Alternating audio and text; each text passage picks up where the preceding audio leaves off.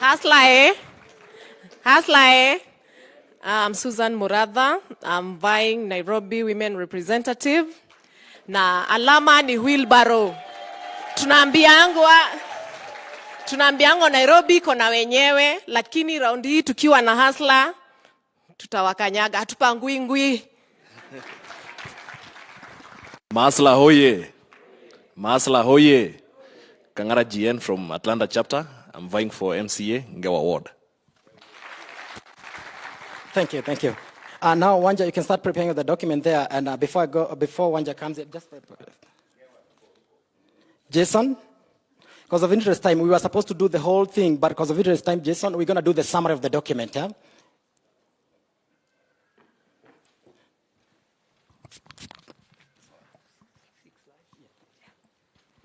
Thank you so much, Bwana Coordinator. David. Yeah? I'd like to thank you, Your Excellency, for allowing us this opportunity as Diaspora to be here and to perhaps make a presentation, particularly of a policy roadmap. We're calling it a roadmap because it's a work under progress, but there is a lot of input, Your Excellency, that has gone into it. Just as a preamble, and I will take very few minutes to then run through it, this document has been put together by all the 7 regional chapters.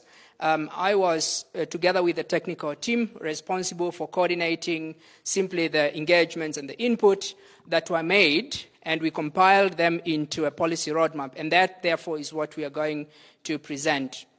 I'd like to acknowledge my colleague who was very instrumental alongside myself, Dr. Martin Koyabe, who is not with us.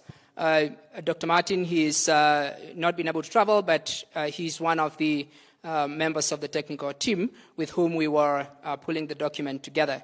And so I have to underscore, Your Excellency, that the document itself, as much as we received so much engagement from everybody, it was put together by a technical team, and by that I mean that the people who are well-versed in issues, particularly of diaspora, migration, economics, and so forth and so on, issues of health, and therefore it captures all these issues. I'll go straight into then the issues that were presented. Firstly, it's to set the context, so to speak, and to give a very brief overview of Kenyan diaspora today. And in just 1 minute to explain that, firstly, Your Excellency, we have estimated 3 million Kenyans in the diaspora. And we know that at the moment, looking at the data that we've analyzed within the last 10 years, there has been a surge of Kenyans moving into the diaspora. Migrations of Kenyans abroad was over 500,000 in 2020 alone. And therefore, that just underscores the importance of the diaspora for this particular enterprise of the UDA. I'll skip on the potential and just go straight to the issues that we collected. So what we did, the engagements with all the chapter heads, Your Excellency, we collected and we summarized them, we thematized them, and we didn't just identify the challenges that these chapters face, but we also, together with all the various chapters, proposed solutions to them. I'm going to skip the details of that. We will make sure that you have a copy of the document, but just the summary of it is we've got 7 key points that I'd like to identify. And first is that we are very excited about the possibility of the incoming administration to establish a diaspora ministry. And part of it is really because of the issues that we are grappling with. So that's the first key consideration that comes out of all the engagements. The second consideration, Your Excellency, is the need to establish a framework for inclusion into the governance and political processes. Diaspora need to be represented in the incoming administration in both lower and upper houses. We would like to see a change from the current administration or the previous administrations that have really considered diasporas as lone rangers out there. We would like the diaspora to participate in governance in the new administration. The third key consideration is there was a very strong sentiment emerging out of all the chapters that we need to set up a tax rebate, financial incentives, and investment channels for Kenyans in the diaspora. And that was cross-cutting. The fourth was the need to conduct a comprehensive review and restructuring of all Kenyan embassies. And I think that was also a very, very strong point that came out across all the 7 regions. One of the two, there are 2 issues keenly that dominate that particular key consideration. And the one was that there are consulates or embassies, Your Excellency, that are located usually in your capital centers. And Kenyans have to travel very far for them to just go and get a document like your ID, passport and so forth and so on. So that was one of the issues. And the second one, and the Gulf region in particular, sort of presented this particular issue very strongly, was the issue of Kenyans being left and abandoned to really hustle for themselves out there. There is no coordinating mechanisms. And we feel very jealous to see other governments that really intervene to try and and so on. That is an issue that we do suggest. The fifth key consideration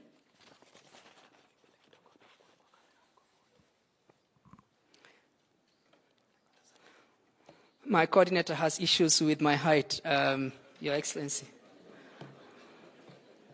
So I'm going to stand here so I'm visible. So the fifth key consideration is to establish a robust framework for diaspora welfare and returnees, an integration mechanism that allows Kenyans when they come back so that there is a smooth transition as they settle in. But it's also true that Kenyans struggle to integrate when they move to other countries. The Gulf region did present that issue, particularly because of the cultural context. And that was suggested that we need to be looking at that. And then number 6, it's the need to establish a framework to engage the diaspora on skilled workforce. There is a lot of resources out there, and I know that the team that was putting together this particular document, Dr. Martin Koyabe in particular, he's he got awarded one of the he's one of the 5 top or leading projects that is funded by the EU. And that's a resource that we could make use of locally here. Myself, also to mention that I'm a development economist, helped a lot with the South African government. Sorry for the interruption. We are live on this, so you can put on your platforms on the UDA official page. And it's also shared on His Excellency's page and all our other relevant pages, including Ruto Mashinani. Thank you very much. Thank you. So as a development economist myself, I have helped the South African government, particularly within the informal economy, and the technical team themselves. There's just so much resource, just within a small sample. The point being made here is that there is a lot of resource that we can tap to help develop our beloved country, and we are very keen to offer our services in that regard. And then number 7, the last key consideration is the need to establish a diaspora county engagement framework so that ourselves as diaspora, we are not engaging just the national government, but there is a direct link to counties where we come from. And in that way, we also put back our resources into the counties, because the whole bottom-up approach is really about that, us integrating and making sure that we are helping where it matters most. So those are the key 7 considerations. Overall, what we are saying is that the incoming administration should consider sort of restructuring all of the relations with diaspora so that there is fitness for 21st century interaction. And that really is, in times of technology, that is very possible. I want to move on to my second last slide, which is on scope and work plan. What we do suggest, because this particular document, as I've indicated, is a working document, and it's come this far. It's in quite good shape, but it has still got some way to go. What the technical team and the chapter chair suggested is the need to establish, Your Excellency, a UDA Kenya Diaspora Policy Task Force. And this we would request that with your office you would help sort of guide us on establishing a team that would now develop this into a full-fledged policy. And of course, with the terms of reference and governance on how this process is going to unfold. What we do suggest is that, and it was agreed that there's a roadmap that we can easily complete a policy document that is fit for the administration in the next 3-4 months. But the first step, perhaps, Your Excellency, would be on your side to give that guideline for us to have a task force that is dedicated to development of the task force. And then, of course, the last step on so it's the establishment of the task force or a task team. And then secondly, outlining the terms of reference for the task team. And then thirdly, inception of the outlined tasks. That will be now moving forward to do implementation. So overall, Your Excellency, we would like to say thank you so much for the opportunity, and we look forward to working with your administration. We are fully behind you and gunning for you in South Africa, in New England, in UK. So UDA is well represented there. Thank you so much, Your Excellency.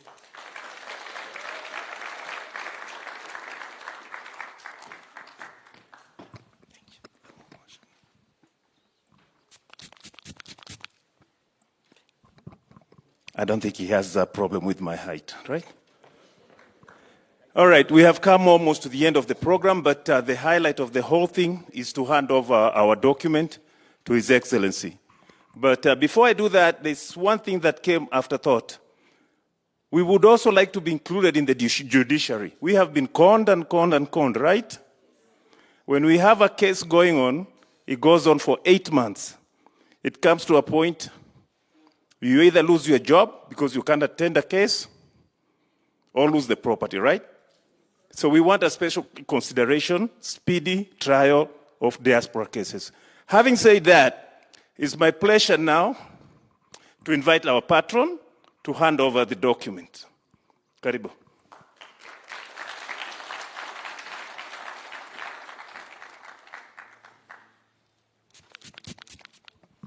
Thank you so much, the chairman. I think we are going to call the chairmen of 7th chapter to come here so they can be able to present the document. Can they come very fast? The 7 chairmen to come here quickly so that we can be able to give our...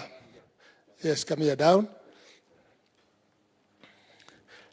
I think this is the highest time now to our candidate, our president 2022, so that we can present the document. And also would ask our chairman, Mudama, please. Mudama, secretary, just come here. This, I know the boss will hand over to you, and secretary general at the end of the day. Yes.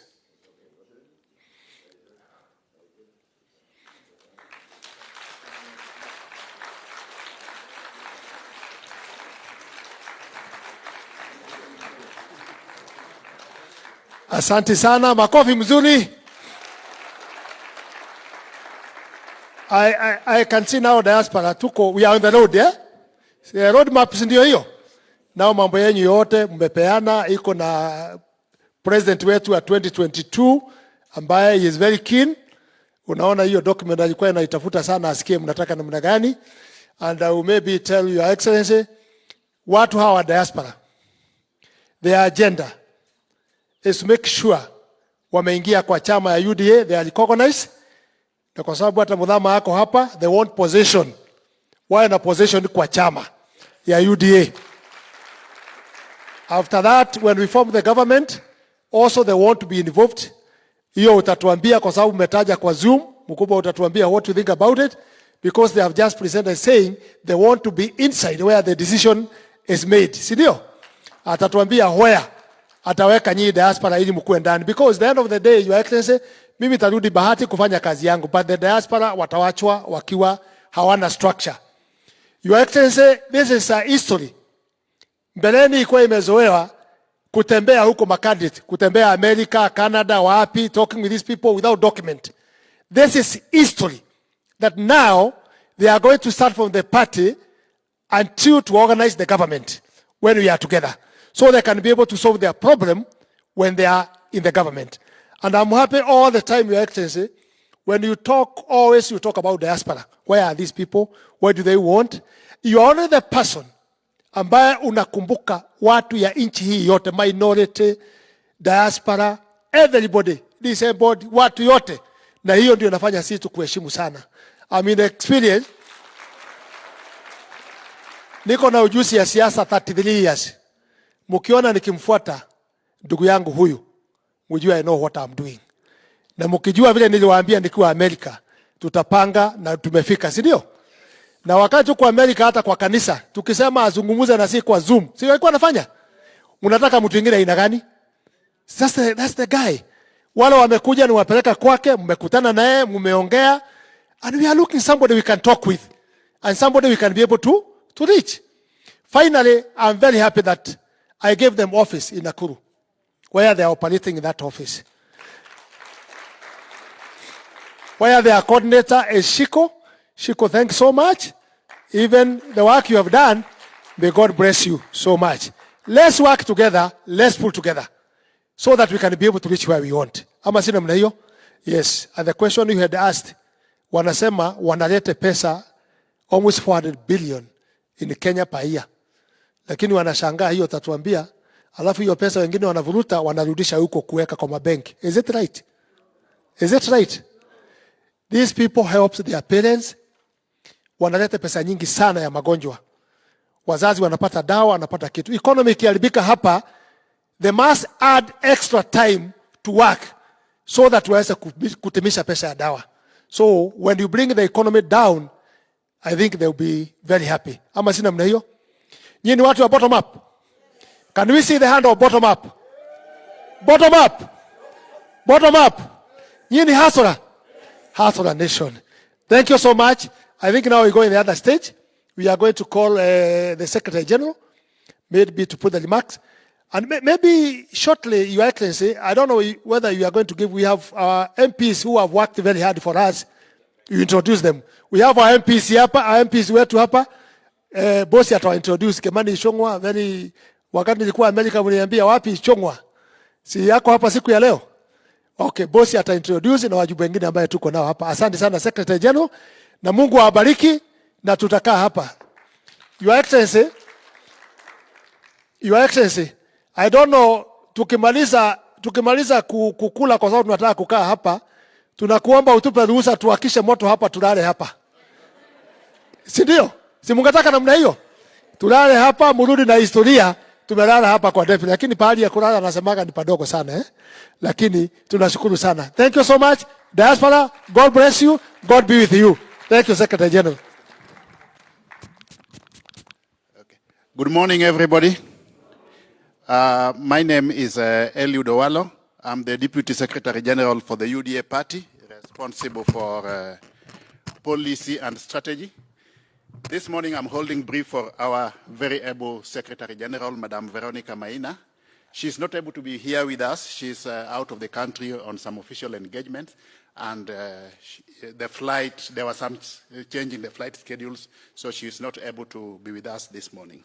But she did ask me to pass her gratitude to you for the work that you have been doing in the areas of membership, in the areas of enhancing the visibility of the party in the diaspora.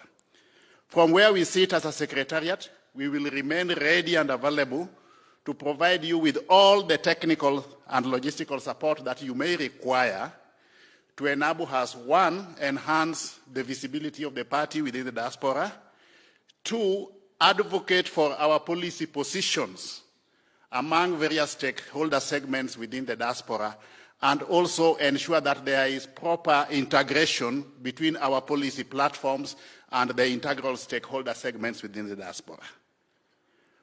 We will also, depending on unfolding events from time to time, be able to provide you with all the technical information that you may require as you strive to augment our efforts towards ensuring that our presidential candidate wins the forthcoming presidential elections in August 2022. On behalf of the party secretariat, once more, I must say that we owe you a great debt of gratitude for the support that you have been giving the party and the presidential candidate. May I now have the honor to invite our able chairman, Senator Johnston Mudama, to come and have a word with you before inviting the Excellency.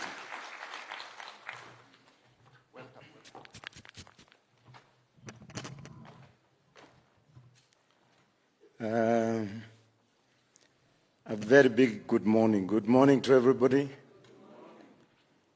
God is good, and all the time.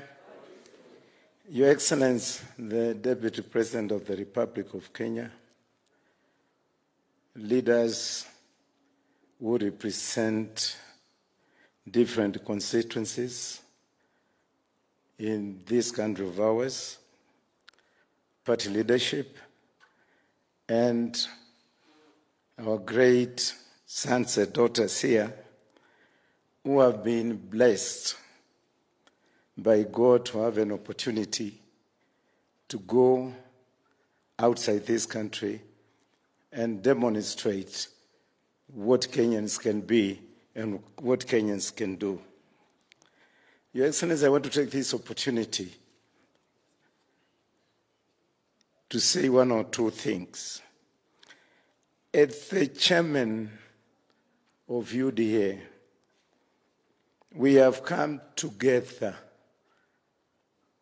as Kenyans to form a party that will eliminate the divisions based on tribalistic that has been created by different political parties in this country, where you go and find that the party leader comes from that community and the Secretary General comes from that community and the Treasurer comes from that community, and it stretches up to a point where people stage negotiations not based on what Kenyans can gain at the end of the day, but what certain individuals and their communities they can gain at the end of the day. And questions have been raised in those discussions. And I'm saying this with the experience I have. I was in KANU. I have a live membership of KANU. I was in LDP. I was in ODM Kenya. I was in WIPA. I was in SDP with live memberships. I want to tell you, when you sit in that negotiating table under those kind of arrangements, the first question that comes is, which community do you come from? How many faults did you find in your community? That has brought a situation where if you are a Pokomo or a Lendile or a Maasai for that matter, you'll have no chance to bargain for the so-called your own people. But with UDA, we are looking at Kenya as one family, irrespective of which community you come from or which corner of this country you come from. And we are doing this to make sure that over and beyond changing the economic approach on how things are done in this country, the first thing with first priority is to unite this country to be one country. And I want to thank you, because when you went to live outside this country, work there, and I know you make gains there, you have never forgotten where you come from. And here we are with you, telling us we belong to you, we are part of you, and we want to be involved with the issues that are taking place in this country. And one of them is what we are waiting for in 2022. We are going to have a general election, and I have seen candidates here, aspirants who want to fight under UDA. Let me assure you one thing as the chairman of UDA. Nobody is going to be favored through nomination process because you are known to the chairman or to the deputy president or to anybody who is involved in the top leadership of the party. The treatment that will be given to those who are not known is the same treatment that is going to be given to those who perceive to have been established their connections within the party, because we take you as the true children of this country. And nobody is going to discriminate you. So when you come, don't expect also to be given a direct nomination. It will be a competitive nomination process. Where we cannot sort out our issues through nominations, we are going to have scientific opinion polls conducted to establish who is the most candidate in that place. If that does not work, as brothers and sisters, we would sit down and negotiate, have that serious negotiations where we end up agreeing on the way forward, where we will remain united. The most important thing will be UDA to win and form the government. The rest of things will come later on. If we focus on who is going to sit where and who is going to be given what, and forget about marshalling the votes that will make us form the government, then we will be wasting our time. So I want to give you once again these special congratulations for coming together and deciding to be connected and be there to discuss and participate in this conversation of Kenyans of being together. I made you a truthful chairman. Those we held meetings through Zoom, we discussed issues, and we agreed on many things, and we will continue doing the same.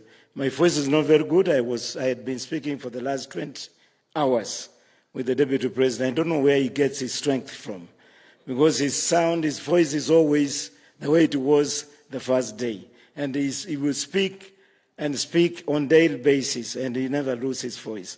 So once again, thank you very much. God bless you, and your issues are going to be addressed there by the Deputy President.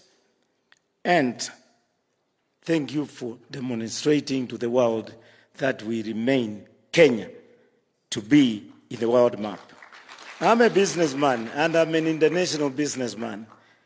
In every business I do, it is connected with the international community, and I know how much we are recognized outside there. I don't know what happens when we get to serve in our country. I don't know what goes wrong with Kenyans' minds. And yet, when you are outside there, you produce the best, and you are just the best, and there is no dispute about that. God bless you. Your Excellency, I want to take this opportunity to invite you to come.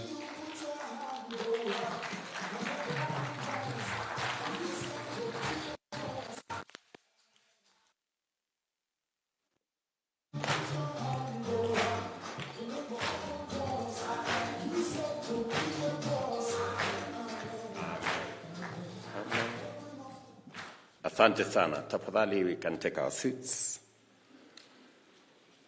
The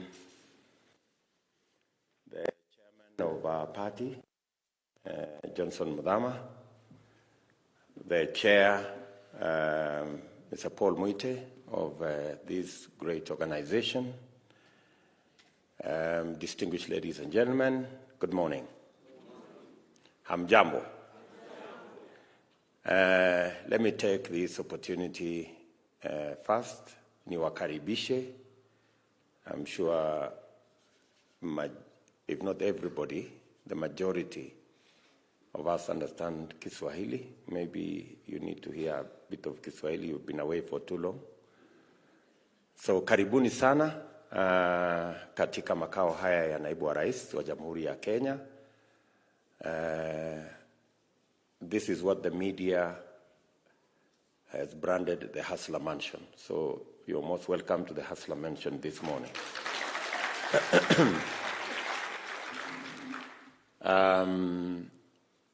Not just today, when you have opportunity at another moment, and when God grants us that opportunity, I want to say welcome today and welcome again when you find time. Let me also appreciate all of you for finding the time to come and participate in this very first Diaspora meeting in Kenya. I know we have held diaspora meetings as government, but we have never held a diaspora meeting as a political party. I want to say thank you very much for being the pioneers of building a party with joint forces between those of us who live in Kenya and the many of you who live in the diaspora. I want to say to all of you, congratulations for this very big step. I have been in political party arrangements since I ran for the first time when I was 30. But I have never attended a diaspora meeting in Kenya by a political party. This is the first one. So you people are trailblazing. You're setting the standard. And I know many of you have made huge sacrifices to make your travel arrangements, to make it possible for you to attend this meeting in person. And I don't take it for granted. I want to say thank you very much. And I want to assure you that this meeting will be worth every cent that you have spent to be here. I also want to say it is the highest mark of patriotism if you decide to participate in the governance of your country. Many people, because they are comfortable wherever they are, they have what they need, they don't see the need of participating in politics. But you know that it is said the people who don't vote, the punishment they are given is to be led by fools. You know, so if you decide not to vote or to participate in the governance of your country, others will. And there is a possibility that people will be chosen who may not necessarily be the ones you would want to run the affairs of your country. So the fact that you have stepped forward to participate and to influence and to be part of what will be the governance of your country going forward is a very high mark of patriotism. And I want to tell you, you have made the right step. If any one of you doubted whether by taking time out of your busy schedules, spending the money you have spent, going through the inconveniences you may have gone through with the advent of COVID-19, whether this was all worth it, let me tell you that just on the account that you want to play your patriotic role as a citizen, I want to tell you, you have made the right decision.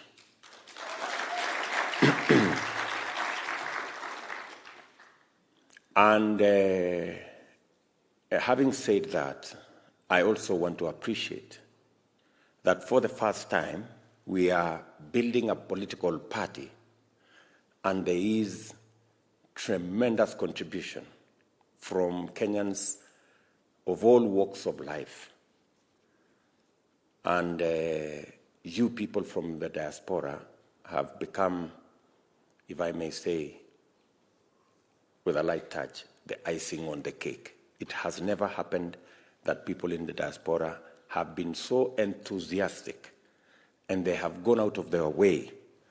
They have really literally forced us to know that there is a diaspora, they have ideas, they have contributions to make in all manner of ideas. And I want to say to you, We don't take it for granted, and we value the partnership that we have between UDA as a party and the role you play as our diaspora. For a very long time, the discussion around the diaspora has just been about money, and how much money is coming in and that kind of thing. And I agree with you that that discussion cannot continue to just be about money. It must be about a wholesome relationship where you people can meaningfully participate in the governance of our country. And even as you support the country with diaspora finances, we must make it easier for you to make that contribution, and we must make it easier for you to be serviced by the government of Kenya, and also that your ideas and your talents can help push the country forward.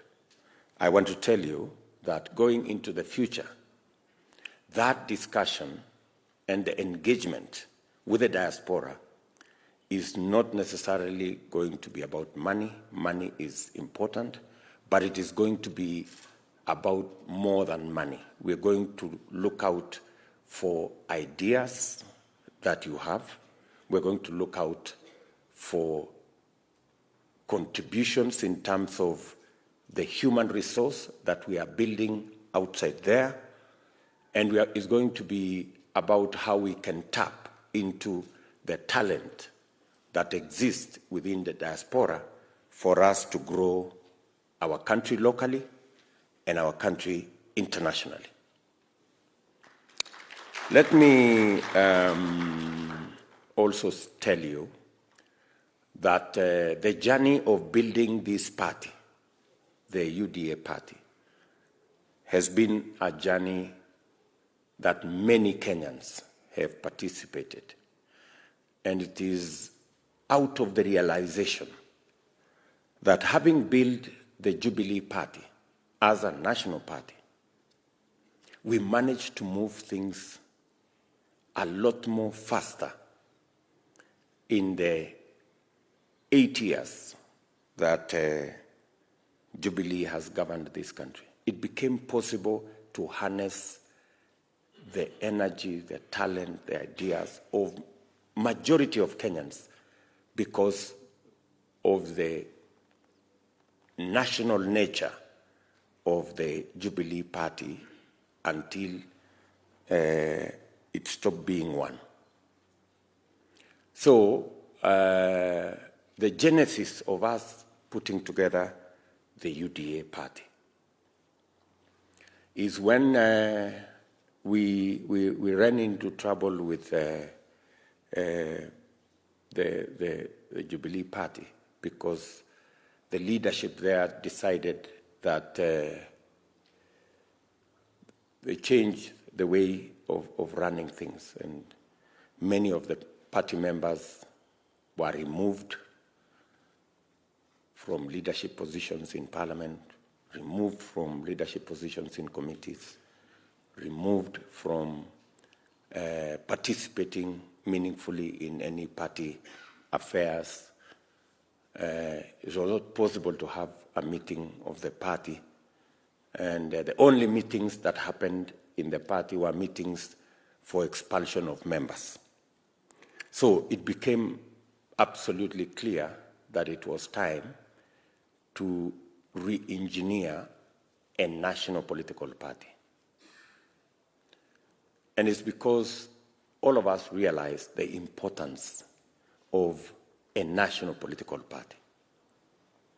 The milestones we managed to make as a government, and I am talking as deputy president, the milestones we managed to achieve as government, whether it is the SGR, whether it is the 10,000 kilometers of tarmac, new tarmac we have built, whether it is the 8.5 million people we have managed to connect to electricity, whether it is the 170 new technical training colleges that we have built, were all achieved because we had a national political party that had the capacity to harness talent, leadership, ideas from the biggest section of the people of Kenya.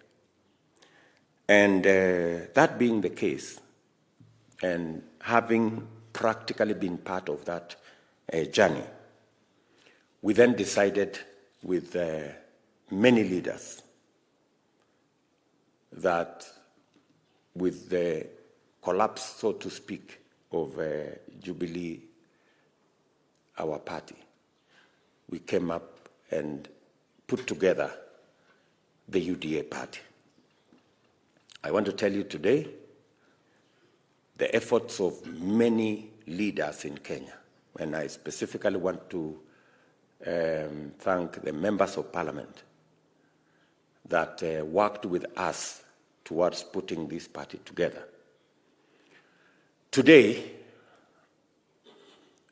the UDA party is the most popular political party in Kenya.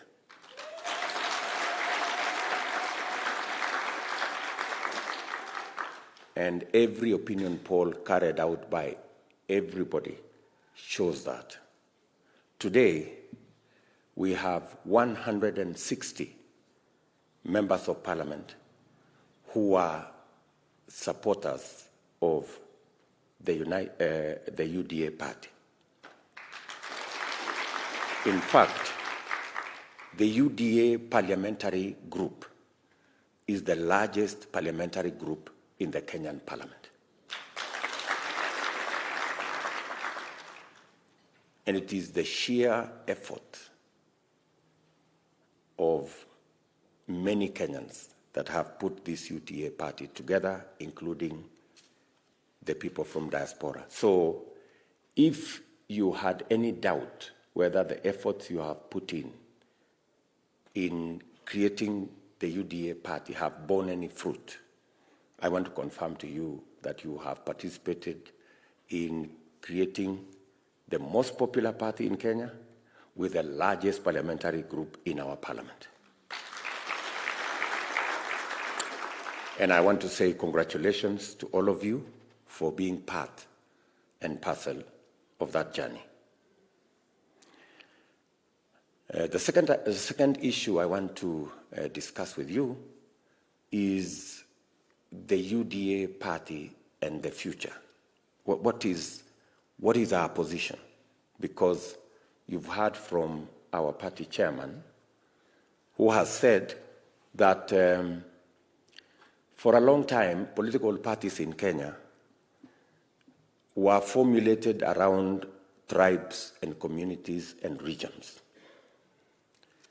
And we have this false narrative that, you know, politics in Kenya is tribal.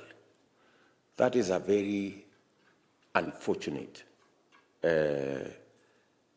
narrative, because it's a narrative that makes us resign to a situation that undermines the growth and development of our nation. We cannot accept. And it is a narrative that is actually peddled by lazy people.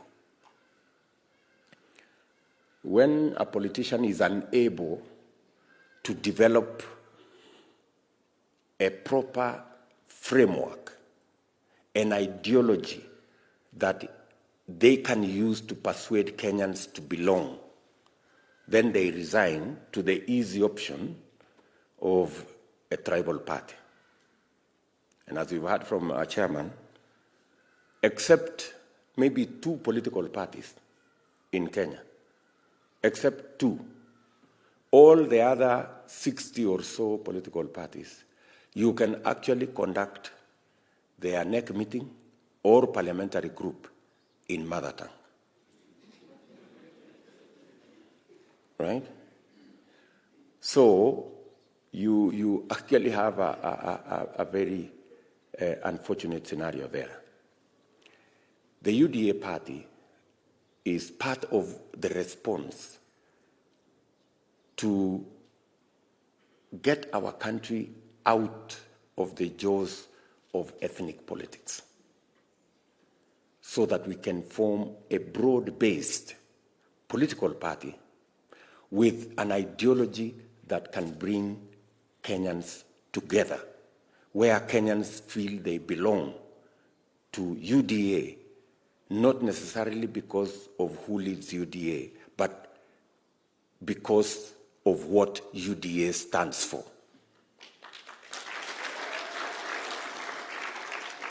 And this is our policy position as UDA. Number one, we believe as a party that the challenge that we must tackle as a priority, and where millions of Kenyans expect us to. And I will tell you of an incident about 2 months ago. Right in this place, there was a lady sitting there, and she was given an opportunity to speak from one of the areas in Nairobi. And the lady had this to say. She said, and she was almost 80. So she said, her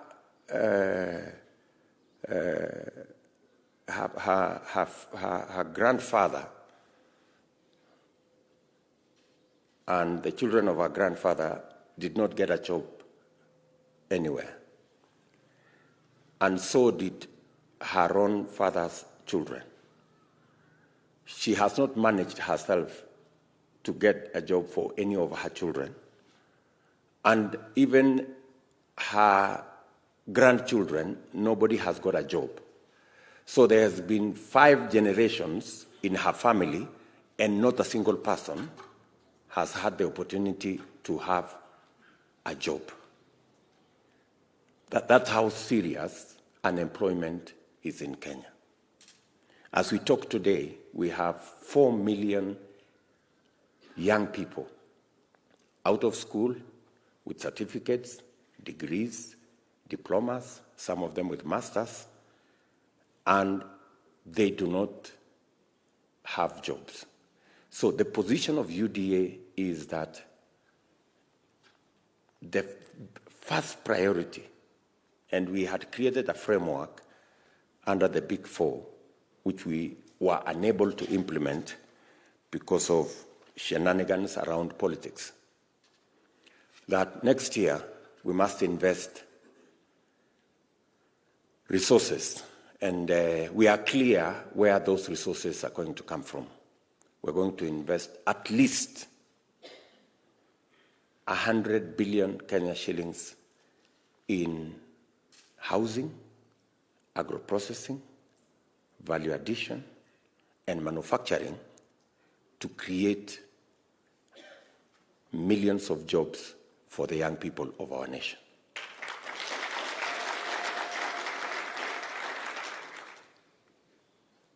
That is our position. Our second item as a policy position, and when we talk about jobs, we are not just talking about creating jobs in Kenya. Creating jobs in the diaspora is part of our strategy. And I like what was mentioned here by the report that we had here, that we need to sign labor relationships, human resource relationship with different countries where we can export our labor once we have labor in excess. There are already relationships going on. There are discussions going on. In fact, we have started to see some of the labor export MOUs bearing fruit. And as has been said here, there are countries who have specialized on labor outside their country. So when we discuss about jobs, we are discussing about jobs in the entirety, in our economy, and our economy goes beyond our borders. The second issue is that we clearly want to create an environment for us to do business. And it is our position that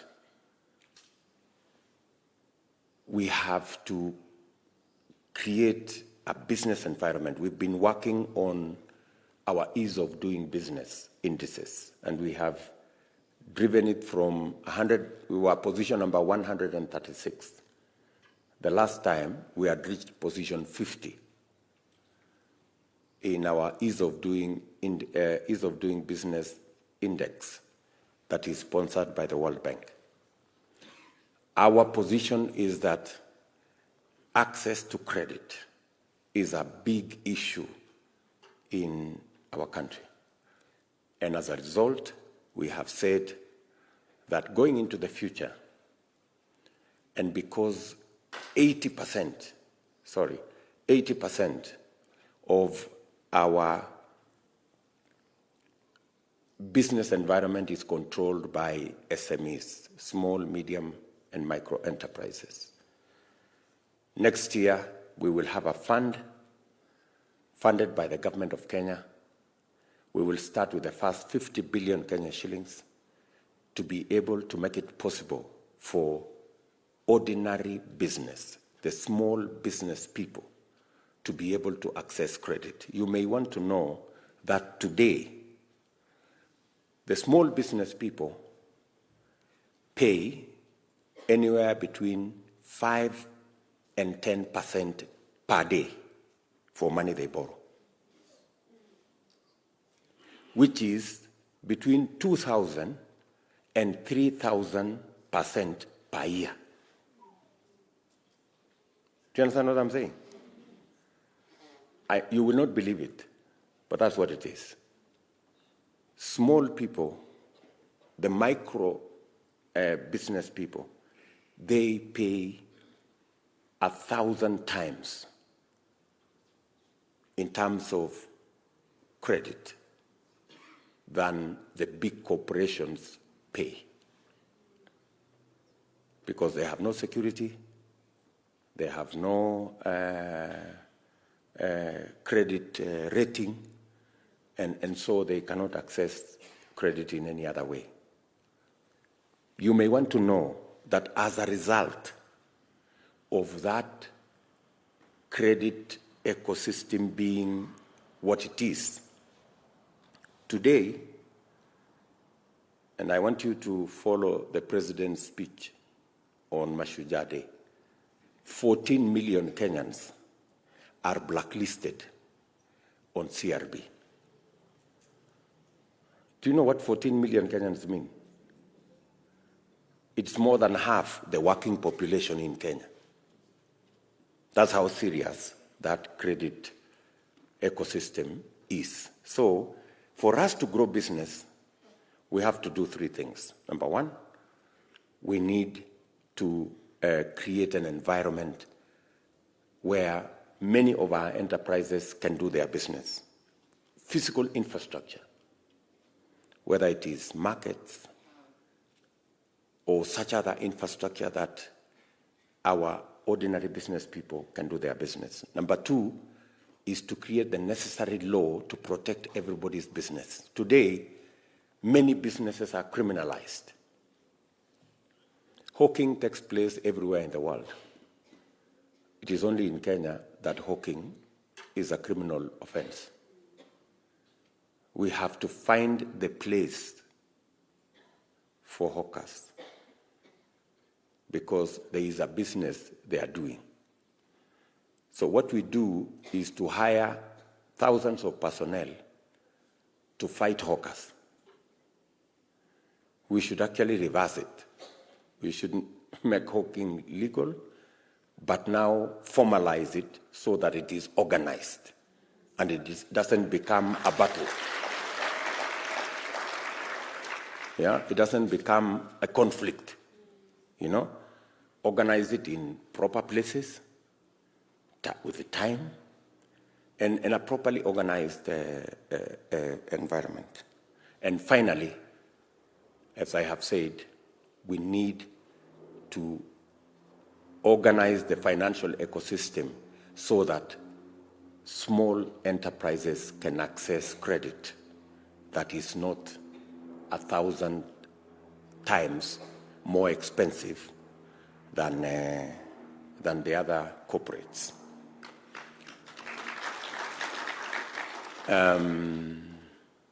Number three, we are very clear on what we need to do going into the future. That we must reduce the cost of living. If you hear any Kenyan, they will tell you, in fact, the single big challenge we have, in any opinion poll, Kenyans will say the cost of living is very high. And the only reason why the cost of living is very high is because the last survey we did as government, every Kenyan spends 52, on average, I'm not saying people out there, I'm saying on average.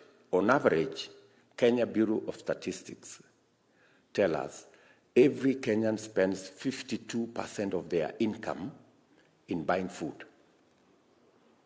So if you are spending 52% of your income in buying food, it means you have very little left after you pay rent and other incidentals, very little left in your pocket. And the reason why we have food that is very expensive is for two reasons. One, we have withdrawn all the subsidies that we used to support the farmers to be able to increase their productivity. We must go out of our way to increase the productivity of our farmers. Where a farmer is producing 10 kilos, with a bit of support, they can produce 15 kilos on the same piece of land. So that's the direction we want to go, and that means we have to provide seeds, we have to provide fertilizer, we have to provide support that is paid for by government so that we can enhance the productivity of our farmers. It will do two things. Number one, it will put more money in the farmer's pocket. And number two, when we remove cartels and we remove brokers, we will get food to the market at affordable prices. If we can reduce on average, instead of 52% of every Kenyan spending their income on food, if we can bring it to 30 or 35, we will then have more money in the pockets of Kenyans. They can spend more, we can collect more taxes, and we can drive the economy of our country. Point number 4 is we have to sort out our health care system. I know many of you pay hefty bills from wherever you are, and so do we here in Kenya.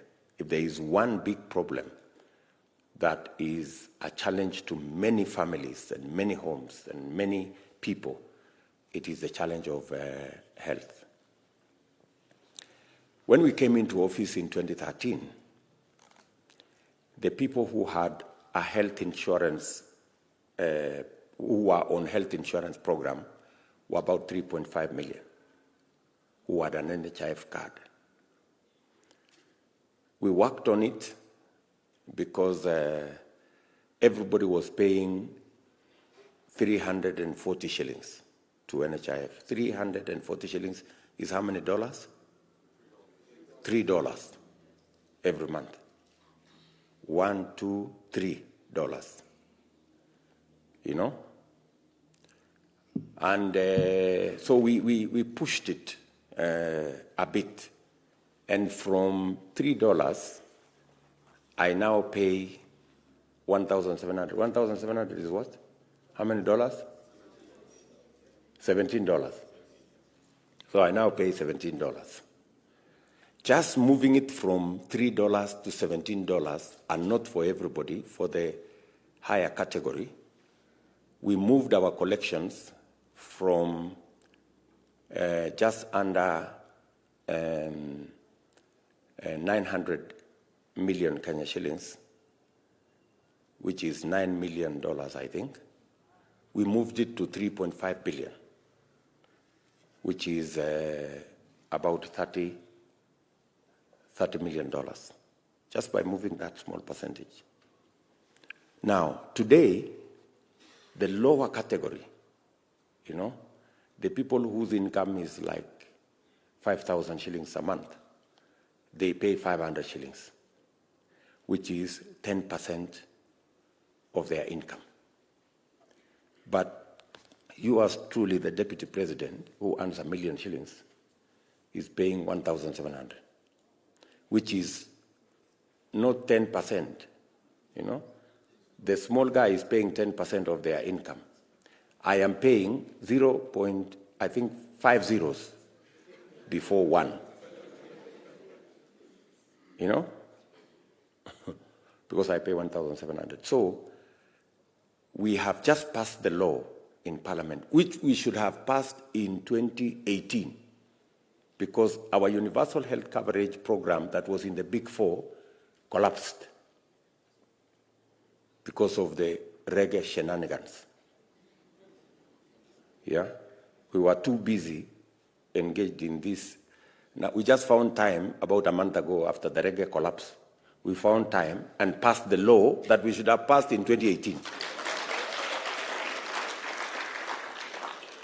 So we now have a law that will allow us to change the contribution schedule from being a standard figure to being what the world is doing, to being a percentage of everybody's income. So that if the lowest category is paying 10%, then we must decide everybody pays 10%. If we think that is too much, then let us pay 5%, or let's pay 2%, but let it be spread evenly in accordance with everybody's income. I want to tell you that even if we settled for 3%,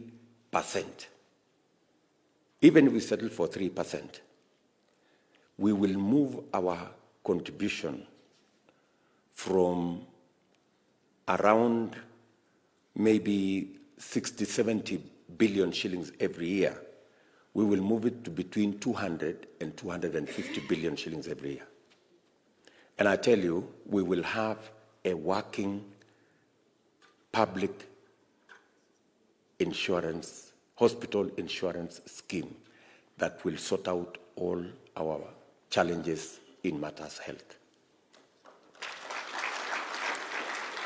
I have committed myself that within the first 100 days of our next administration, we will have a working public health insurance scheme.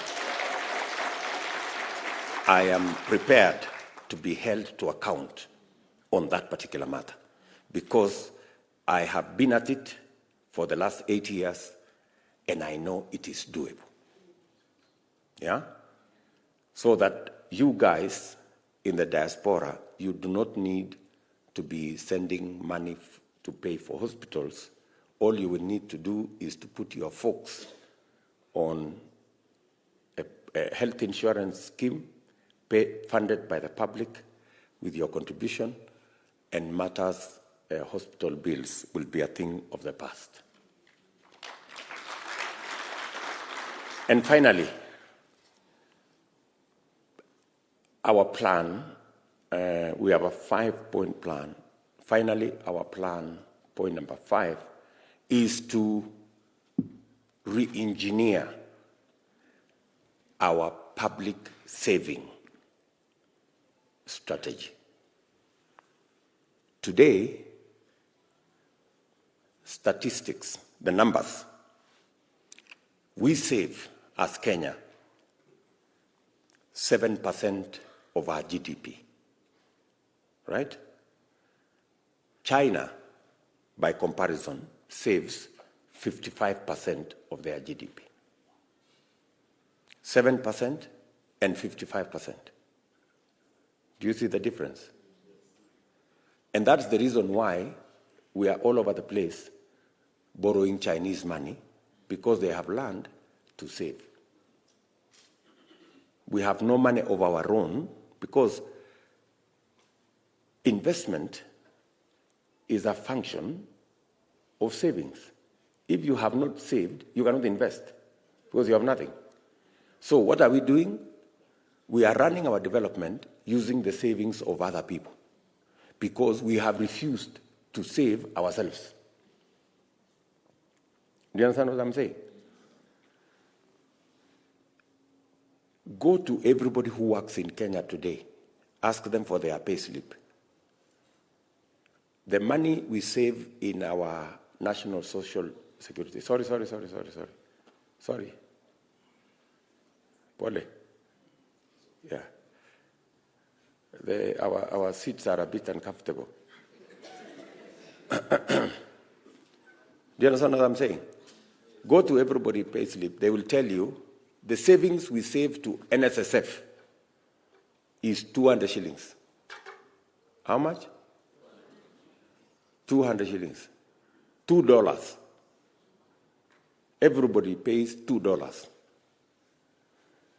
Explain to me logically how $2 can amount to any saving anywhere in the world. Do you understand what I'm saying? Uganda across, the law dictates that you save 5% of your salary. And your employer contributes 5% to your saving. Uganda have built the largest social security fund in East and Central Africa. Yet we have the largest economy. Sometimes you wonder, maybe sitting where you are sitting, whether what I am telling you is true or because it doesn't look serious. But that's how it is. That's how it is. And that's how simple it is for us to sort out our country. Do you understand what I'm saying? So, we already have worked on the law. We were supposed to have moved forward with it, but because we became busy trying to change the constitution, which we did not, we lost a lot of valuable time. Next year, God willing, we will have the law that will enable us do the honorable thing. In fact, Tanzania built the whole parliament using their own money. They borrowed from their NSSF. Instead of us borrowing money from China, we should begin the journey to save our own money and fund our development using money borrowed from our own sources and pay interest to our own Kenyans and be able to fund our development. Instead of paying interest to Chinese savers, because they did the right thing to fund their own savings. And by the way, take seriously what I am telling you, because that's what it is. So we should be able to turn around our fortunes. And I want to tell you one thing. I am very clear in my mind that within our lifetime, when we are all still there, this country will change in a way you cannot imagine. Before we go anywhere, we don't need more than 20, 25 years. Kenya will be something else. Are we together? This, our country, this one, it will be something else. Everything else you hear, these are just excuses. The most critical thing that we need in Kenya is just leadership. That's all. We have everything else in place. We just need the men and women to make the right decisions for us, and Kenya will change tremendously. And we have a record for it, you know. When we embarked on the infrastructure you heard the president talk about in Parliament, many people thought it was impossible to do 10,000 kilometers of tarmac in 10 years because we have done 11,000 in 50 years. But we achieved it, right? Many people thought it was not possible for us to connect 8 million people to electricity because 2 million people were collected in 50 years. But we've done it, right? So what I am telling you is doable. We just need to get the right fellows to get it done. And that is why we have assembled UDA to help us achieve this plan and transform our nation. Our problem, good people, our problem is not ethnicity. Are we together? Let us not struggle too much as we are trying to solve ethnicity. Our problem is this. We just need the correct leadership. Hii ukabila ita-evaporate. Once everybody can get what they want, why do you want to know who belongs to what tribe? But you know, when people have failed, they start to explain, oh, you know, we have failed here because that community has gotten more than us. You go and check with that community, they have nothing. We are all in the same pot. Hii ni ukora tu ya hapa katikati so that people can continue to be relevant.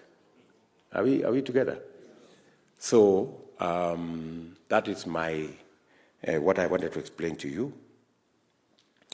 Let me then just conclude by responding to some of the issues you have raised.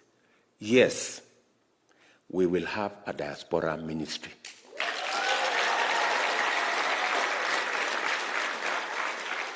You know, and I am very clear in my mind that we will have a diaspora ministry. Are we together? And it's not a favor. It's not a favor. It is because we need it, and it will help us do many things. So it is a given, yeah? There is no even negotiating around it. We'll have a diaspora ministry. Number two, we must create financial instruments that will enable you to be able to invest in your country without necessarily being conned left, right, and center. Yeah? We will create financial instruments that will help you invest. If we are investing in our housing program, for example, you don't have to struggle buying cement, somebody doing iyo mambo yote. We will give you an opportunity to buy into a house that is ready. You know? Properly, in a properly organized neighborhood, in a properly secured arrangement where, and it's not just you, all Kenyans, but we will make it easy for you guys to be able to invest in your country in real estate and in every other area that you want to invest. We will make it possible for you to help us invest in bonds that will help finance our development. Today, banks are making a killing by putting their money in bonds, yeah, where they are getting interest of 10, 15%. There is no mechanism for you as a single person in diaspora to participate. We must structure that bond network so that even ordinary people with $100, $200, $50 can also invest in bonds and get this money that banks today are making. If you look at the balance sheet of any bank in Kenya, 50% of their profit is because of government bonds. That 50% of money they make should not just be made by banks. Banks should actually not be investing in government bonds. We should get the public, like yourselves, to invest in government bonds. Banks should be lending money to Kenyans. Yeah? They should be doing real business. They should not just be sitting in offices and making money from, government bonds. Are we together?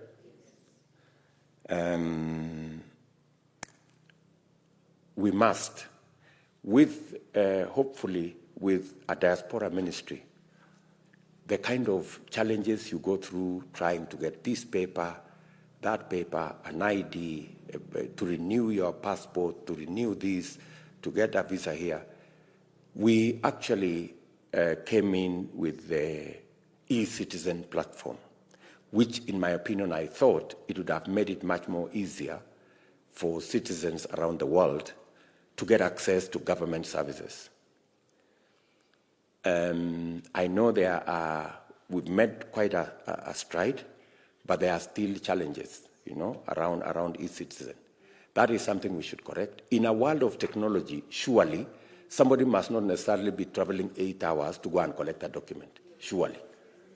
In a world of technology, we should be able to do that from wherever you are sitting, And ICT is a big thing in Kenya, and we should be able to make it possible. So we will need a discussion around all that so that we make it easy for us to service Kenyans who are outside our borders, as we do those who are within. The welfare issue you have mentioned, sometimes Kenyans feel abandoned. They get into situations around the world, and there is nobody to help them, and there is nobody to come through for them. I think that is something that hopefully the Diaspora Ministry will think through, and when we talk about the Diaspora Ministry, we will try as much as we can to get people with diaspora experience to run that ministry, so that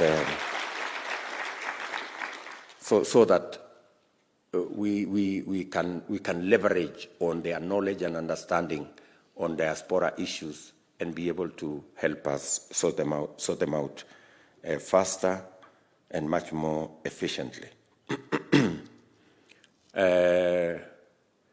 Kenya is very poorly represented internationally, especially in international organizations. We are actually punching below our weight. You will find that in the UN agencies, in international organizations, I think the number of Kenyans working in those international organizations are the fewest for any country. So the people in the diaspora is a resource that we must use to be able to leverage our place in international organizations, because you will have the relevant experience that can give us the opportunity to get into those positions. I don't know when the Secretary General of the United Nations is going to be a Kenyan.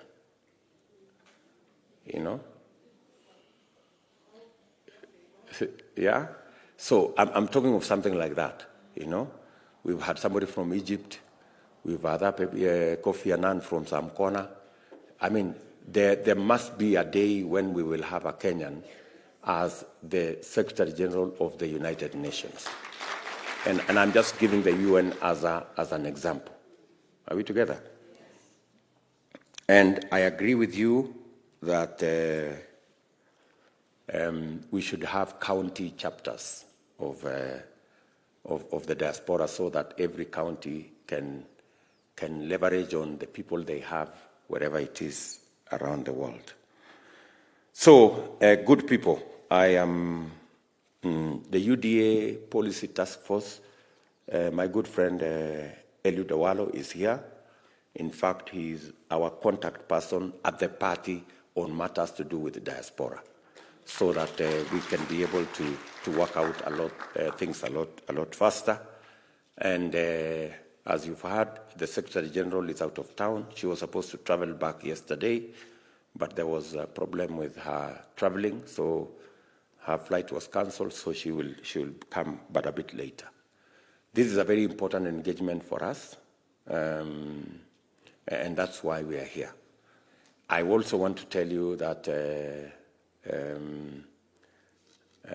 as you are in Kenya, we are looking up to you to provide ideas, expertise, and also support our fundraising initiatives as we build the Hustler Party. You know, the Hustler Party is a party for everybody, and every cent and every shilling and every dollar counts. So again, I want to welcome you to that space. Don't shy away from your ideas. Don't shy away from whatever it is that you can contribute in terms of talent. And I like the idea somebody said here. We also are working on adopt a polling station, adopt a sub-county, adopt a ward, you know. If we, and the party, Eliud and your team should be able to prepare packages. You know, what does adopt a polling station entail? What does adopt a ward entail? What does adopt a sub-county entail? How do we create a pool of volunteers?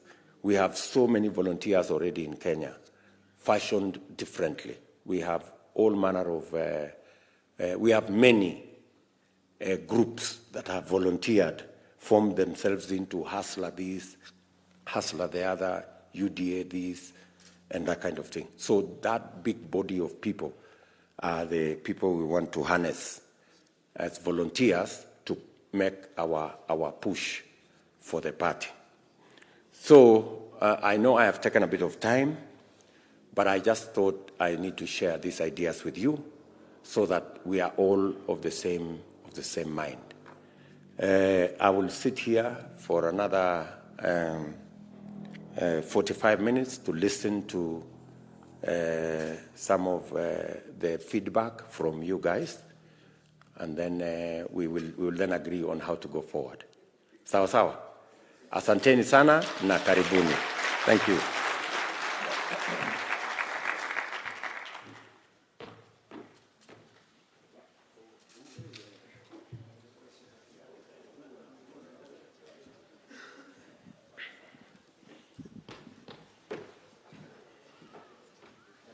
Thank you very much, Your Excellency, for your kind words. And we really appreciate what the encouragement you've given us. And we'll be more than glad if you can be able to, we can even become more often, right? Good. At this time, I think Diaspora, we also gender sensitive, and we do care about our youth. It's my pleasure to introduce our youth leader just for 2 minutes to tell us where our youth is headed. Victoria.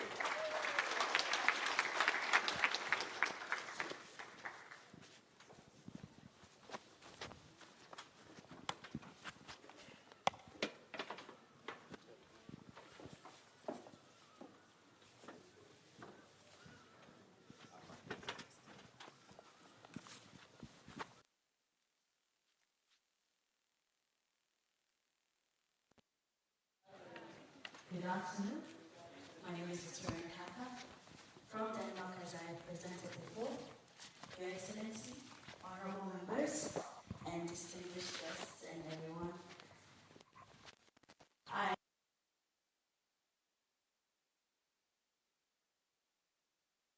work in Denmark as a development representative.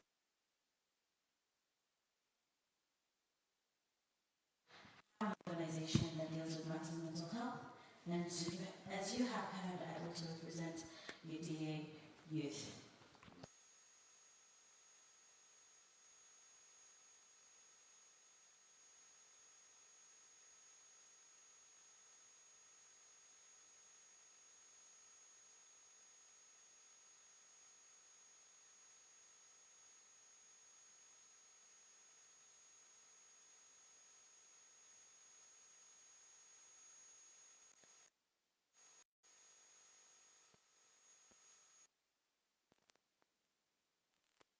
One of these things is being able to assemble as many youth as possible.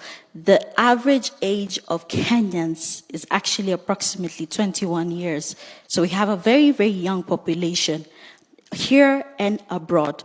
And these are workforces and work people that we can be able to utilize to the maximum. And therefore, with the opportunity that UDA is giving to us, we do want to be able to establish better situations for our people and our future. Imagine with a 21-year-old population what the future would look like and what the present actually looks like. Isn't there a big opportunity for amazing things to happen? I believe so as well. I definitely believe so. Now, one of the other things that I believe UDA has done for us is being able to bring in so many young people. We also have a very young leader, and that's actually something that we can be able to utilize a lot. The brains, the youngness, and the ability to be able to be in leadership for a very long period and be able to create change in the country. Now, what do we have to offer? We offer our brains, we offer mobility, we offer the ability to be able to bring on board as many young people as possible and as many energetic people as possible, as you can already see me running around here, yeah? So to be able to help as much as possible to bring this country to a very different level. We can't be left behind as a country. Kenya has amazing brains when it comes to people. Amazing brains when it comes to people. So as you're here, support us, help us, as we also support UDA in the very best capability that we can be able to do. Thank you so much. And my name is Victoria Nkata, and you feel free to connect with me at any point. Thank you so much. Thank you so much.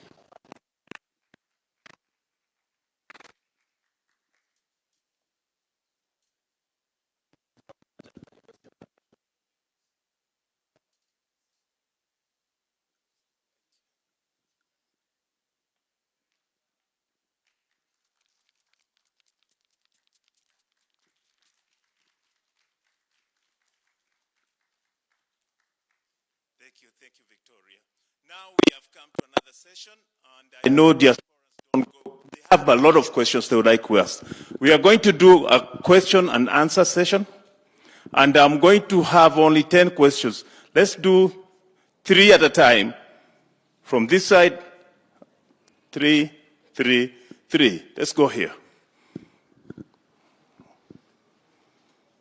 3 questions before we answer. Go on.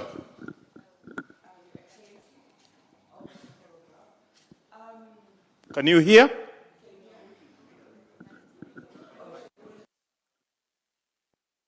Okay, I greet you all protocols observed. My name is Shiki Maloba.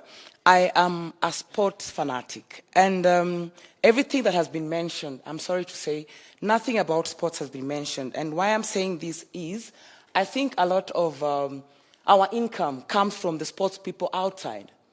So now, for example, I play rugby. I played rugby in South Africa. I was one of the first pro rugby players. And why it comes to my concern is when I come back home, my teammates, they play very well. They're good sports people. They get to be poached out of the country. But now, they have no clue. For example, if South Africa comes and gets good sports people in Kenya, who helps these sports people outside the country? There's no one to talk to them. They know nothing. When you go out the country, they don't take your mother. They don't take your teammates. They just take you as a person. They take you to a country. For instance, a country that doesn't speak your language. Let's say I go to France. I don't speak French. I'm supposed to play. I have my money. What do I do with my money? I have People back home I need to help. How do I help my people? Who is going to help me answer all those questions? So now my point is, if we have a place where I get called for a team to play, and I come to an office, this office, I'll be like, okay, they've called me in France. I don't know French. Who's going to help me? Who's going to help my journey through my team? Okay. Right? Thank you. All right. Thank you Very much. Let's make our questions as short as possible because of time. Thank you very much. I think that will come up. Okay, go on.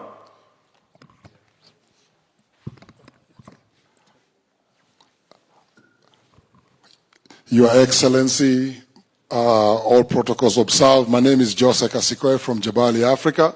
I'm a diasporan. I've been representing this country for the last 28 years. I'm a musician. We've been doing a lot of things out there, but we've never been getting, we've realized our creative industry, basically we are people who've benefited from the creative systems abroad. And I would like to know what your policy is towards the creative industry. Right now as we speak, I've been nominated for a Grammy, so, and apart from that, I've been in the diaspora, I have kids in the diaspora, and my question was, I'm really much concerned about this voting situation, because I feel like once we get the right to vote, our voices will be heard better. So I want to know what you think about this voting situation. Thank you. Okay, at the back there. Let's have someone at the back. No question? Okay. Okay, go on. Deputy President, you talked about how you're going to plan the government. You didn't tell us about corruption. When we are out there, we do our stuff. We don't have to bribe anybody to do for us. What we need, we can actually give a tip. So, utaweza kufanya namna gani? If the corruption can stop in this country, we will really prosper. Our country will be different. You've been called names, a thief, and all this. Can you prove that you can block all the loopholes and that our country will be?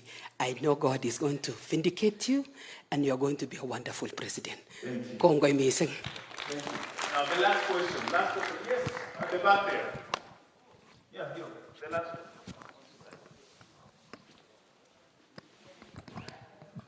Thank you for the opportunity, and thank you so much, Your Excellency, for the wonderful information you have passed on to us. Now, my question is around the health plans that you have. It is interesting that we are going to have a new law based on percentages, but here we are, people in the diaspora. When we look at the law, basically, you find that this package favors the residents of Kenya. Depending on the countries where we are, others may have health insurance schemes that recognize, let's say, trans-border or beyond the countries where they live, US, Canada, and wherever. But now, when we have one at home, will there be anywhere where a diasporian will be able now to subscribe, however small it is, so that when we come home and we are from those countries that do not extend their insurances to Kenya, will that be covered? And now, if it is based on percentage, how will it be determined? Will it be determined by our income there, or it will be a flat rate, which now it's not going to be applicable? Thank you. Thank you. You want us to take? Yeah, thank you very much. Let me start with Shiki. We can't bring everything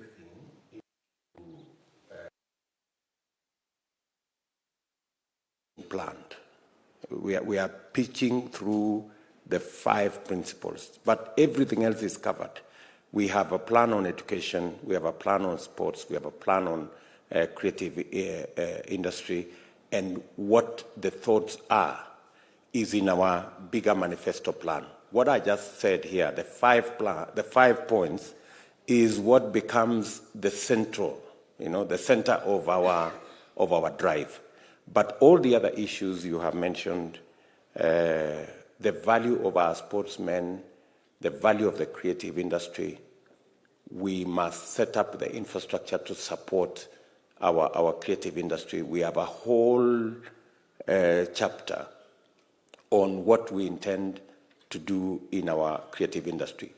What we did last as a government was to take all the funds that we collect from gambling and that kind of thing and put them in a fund where we use, because the biggest problem we've had is the resources to invest in building creative industry infrastructure, studio, facilities in stadia. In fact, you may want to know that we are in the process of completing the big question of stadia, and we did isolate money using, as I have said, money that we get from gambling and such, so that it is dedicated money that cannot fund anything else, but can fund our sports infrastructure and the creative industry. And we have a fund called the Sports and Art Fund, which we created the last 3 years. And it has seen a lot of tremendous growth in our sports space. And I think I've touched part of the issues you guys there raised. The issue on corruption, this is my position on matters to do with corruption. The biggest problem with corruption in Kenya is when it becomes politicized. The biggest challenge we have is, and I've said this, there is one statement Willie Mutunga, our former Chief Justice, said, that for the time he was in office, the hotline, which normally is the line that the president uses to call people at a certain level, he said that hotline never rang. And not that it was faulty. Kibaki did not call anybody to do anything. He allowed the institutions to function. Right? My position in matters of fighting corruption is to make sure, as we have done under this administration, to make sure that the DPP has the software, the human resource, and the financial resources to discharge his responsibility. And so must be the courts. Today, the courts, and I said this in Bomas when we had this BBI thing.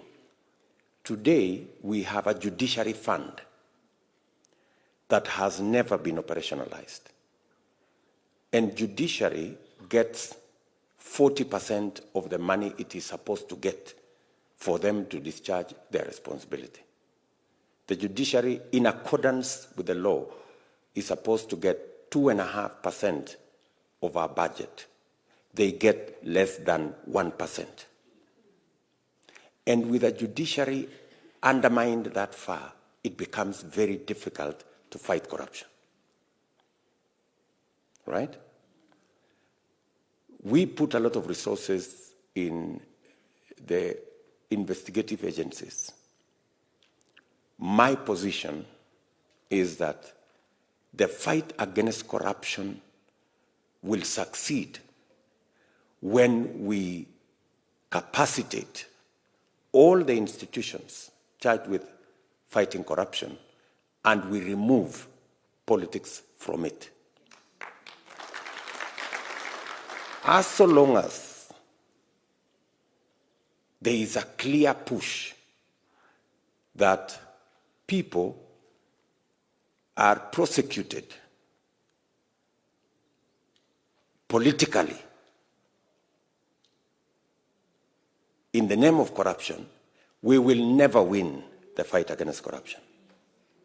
And it is almost public knowledge today in Kenya that you can be as corrupt as you want, so long as you have the right friends. As long as you are not a friend of William Ruto, you can be, as long as you don't associate with William Ruto, you can steal anything you want. Yeah? And it is so obvious that people will tell you today in Kenya that I have to be a friend of so-and-so so that I am not charged in court for corruption. Are we together? So the moment the people of Kenya are of the perception that the war against corruption is not about those who have stolen, it is about those who do not have friends in high office, then the war against corruption is lost. My position is that we need to eject politics out of the fight against corruption, and we need to support all the institutions charged with the fight against corruption, including oversight. Today, if you do not even have a properly functioning opposition, how do you hold government to account? You know? If all efforts are being made to recruit the opposition into government so that they shut up whenever wrong things are going on, that's going the complete wrong direction. That's why my position is we should have institutions, oversight institutions, whether it is the opposition, whether it is the committees in Parliament, whether it is the Office of the DCI, the EACC, and the only instruction they should have is not from any politician, but from the law. That should be our position, and that is my position. On the issue of the health plan we have, I think you are 3-4 steps ahead of us. I think you just need to be patient, yeah? Let's get the plan up and running, and then slowly we will see how, when it begins working in Kenya, we can then figure out and learn from experience how we can make it cross our borders, and how, when you heard me say you can pay, I was talking about you paying for your loved ones who are living in Kenya. I am very sure wherever you live, they could be having a better plan than we do, or a working plan at the moment. And maybe if it is not, then we will all work together and see how that can work out. Okay? Maybe you can take another 3 or 4. Thank you, Excellency, for those answers. I think we are going to go for the next 4 questions. It's only fair on this side. Yes, sir.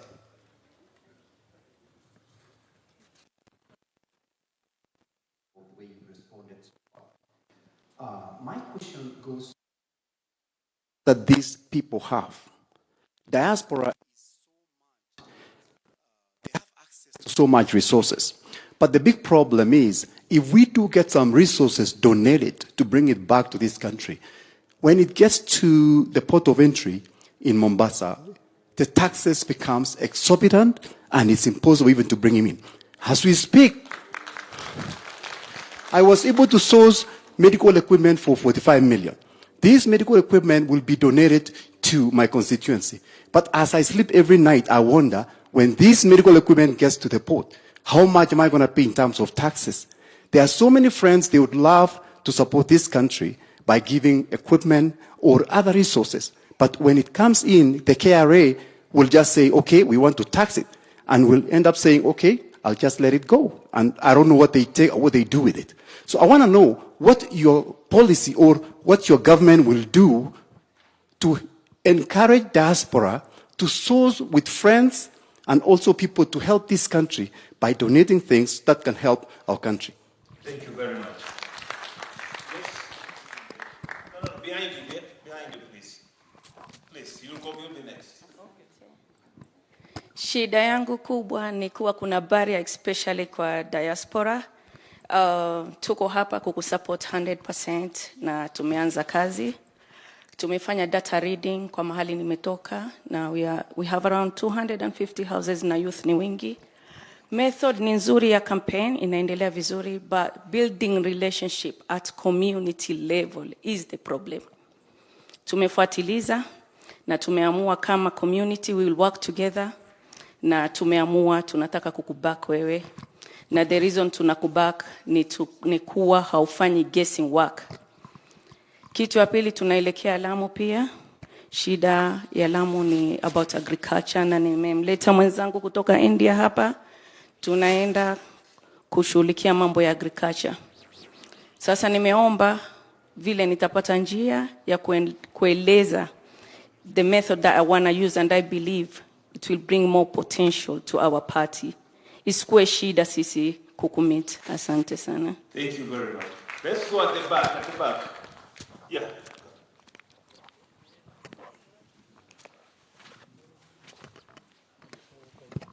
Yes, thank you so much, Your Excellency. I'm called Swamiko Victor. I come from Uganda. I have 3 questions to Your Excellency.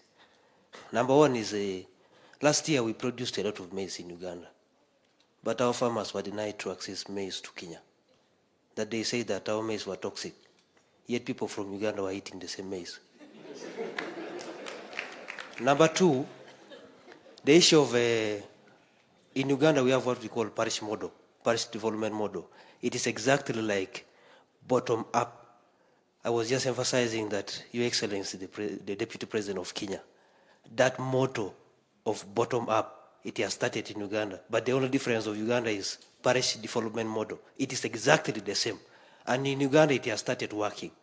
So I hope in Kenya, this model is going to work. Then lastly, I have a very serious issue here. We have our people in diaspora who have finished schools, but sometimes when they apply for jobs in Kenya and they studied from Uganda or other parts of the world, they are denied access to jobs because they studied from different countries. My concern is, how are you going to sort that issue out so that we are all treated equally?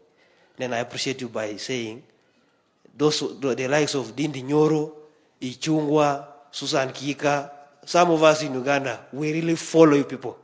And if you talk about Deputy President of Kenya, if you talk negative, even they can kill you in Uganda. We love you, Deputy President. Thank you very much. Okay. The lady in the yellow there. And that's the last question. Praise the Lord. I'm glad we are dining with the King, and we will never be the same again. I'm Janet from UAE. I've worked for the airline for 15 years. And mine is not actually a question. It's actually to see how you can, UDA can help us or empower us, because our employers, they trust us. From 2019, I've been trying to get a landing right for our airline, just trusted by my employee, but I'm not able. And this landing will create job opportunities for so many Kenyans, because I negotiated that. I told them, if I get the landing, will you guys bring expatriates or you will employ our people?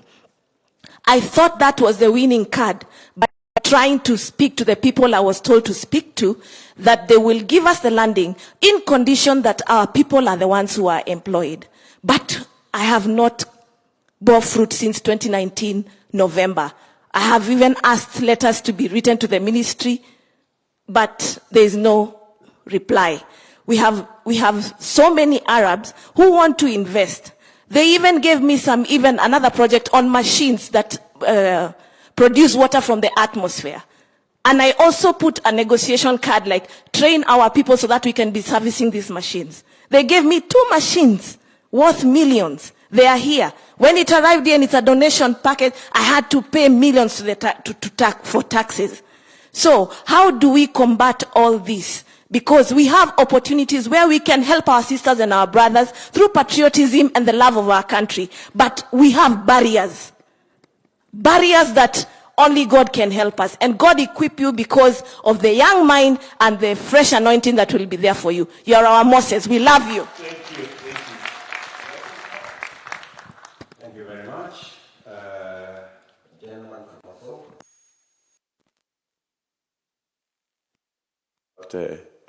yeah, my good patron, also had a similar problem. In fact, the things he had managed to get were auctioned. So, now, you see, we have a background. The background was, once upon a time, the law permitted that, gave discretion to the Minister for Finance to waive taxes on case by case on items that were imported into Kenya. That discretion was abused.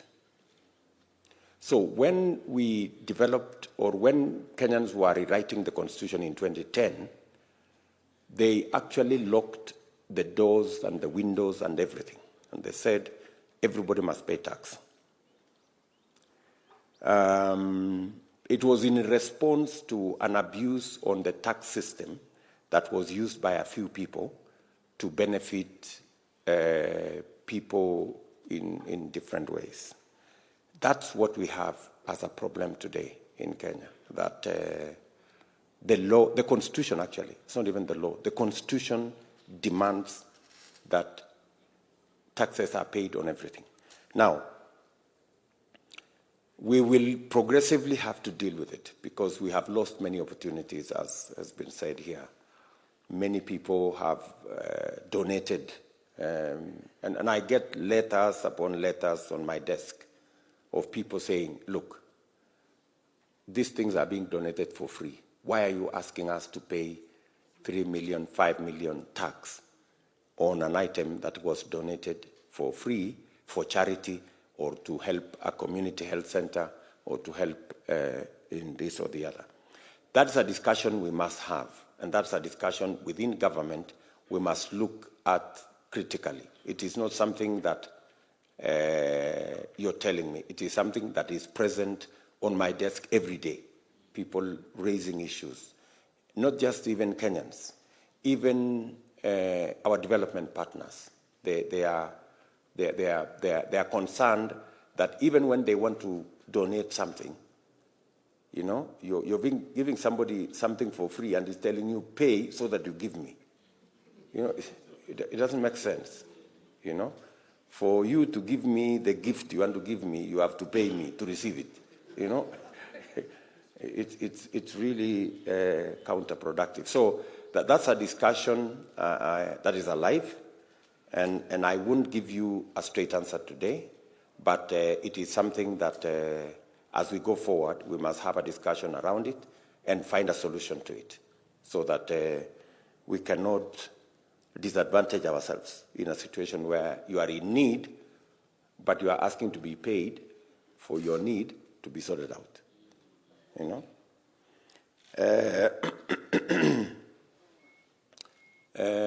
My good lady there on what they are doing about community relationships and trying to build a network of support around different communities. We will wade through those because approaches are different. One community to another community, the approach is different. We have cultural issues, we have customer issues. We all have to balance how we drive our agenda. I know you have said that it shouldn't be very difficult for you people to meet me. While that is very true, and I try to be as available as I can, but I'm just one person, you know. It's not possible for me to meet everybody. And that's why we have a party structure. That's why we have all other structures to help support this whole effort. Eliud Owalo here will also help you on matters you have raised on the contributions of ideas in agriculture. We have our economic team, a very talented group of good Kenyans. My good brother Eliud is a member of that team, and he can facilitate a meeting between whoever you want us to meet with our team, and we will be able to tap into the good ideas on farming that you have and we can be able to bring them on board. I think, Eliud, you can facilitate that. I agree with the gentleman from Uganda that we have challenges of imports of maize, and we just need to help our people in Uganda. I am among the people who import maize from Uganda for my chicken, and there is a real problem with maize from Uganda, I must tell you. In fact, we just stopped importing maize from Uganda because the cuckoos became sick.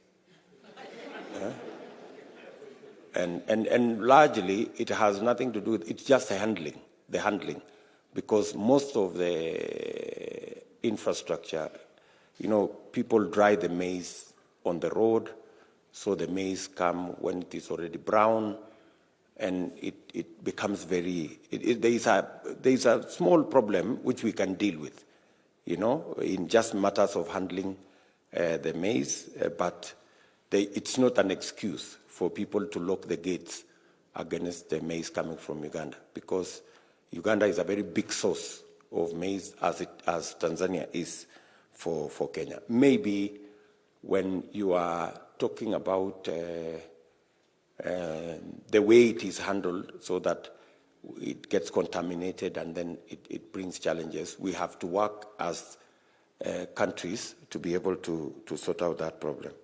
The parish model in Uganda is you are 100% correct. It is the bottom-up approach. And that is why, for those of you who are here, Uganda used to be our #1 destination for exports. You will be surprised that today Uganda exports more to us than we export to them.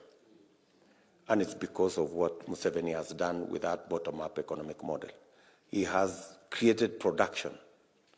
We have challenges with maize, as that good brother has said. We have challenges with sugar. We have challenges with eggs coming from Uganda because they now produce more than we do, and their price is cheaper than ours. Do you understand what I'm saying? So the thing has actually reversed, has gone full circle. Today, we are exporting less to Uganda, they're exporting more to us. Yet they used to be our #1 export destination. It means we have to really think about our model, and that is why I have come up with the proposal of the bottom-up economic model so that we can fire our economy from the below, where we have the majority of our citizens. I appreciate your support, all of you. I don't take it for granted. I know it comes with a lot of emotion, and it's all because we all want the best for our country. Janet, the whole issue of an opportunity to have landing rights is not quite a commercial issue. It is also a very big political issue. Maybe if I would get somebody to discuss with you how that goes, because it's not a straightforward commercial issue. There is a lot of politics in being allowed to land in a country. We struggled to get Kenya Airways to land in America. It took us quite a while, and a lot of you must do this, you must do this, you must do the other, you must do the other. We just signed, when the president was in South Africa, some collaboration between our two airlines. It's normally handled at a very high level because there is a lot of politics around it, and where you fly, with who, when you have landing rights in one country, it affects your landing rights with the next country, because of the relationship between your country and that other country and the other country. Sometimes there are countries, because of differences, you cannot be allowed to overfly a certain country. So there is a lot of geometry around it that eventually informs a decision whether you get a landing right or not. So, again, I sympathize with your frustration in trying to get some of our people employed using your airline. But maybe if it is something that is brought to our attention directly, we can be able to advise on what needs to be done and clearly know whether there is a possibility or not, right? So that we can all move together. Maybe we can take the last two questions or so, and then I can allow the MPs to speak. Okay, we'll take.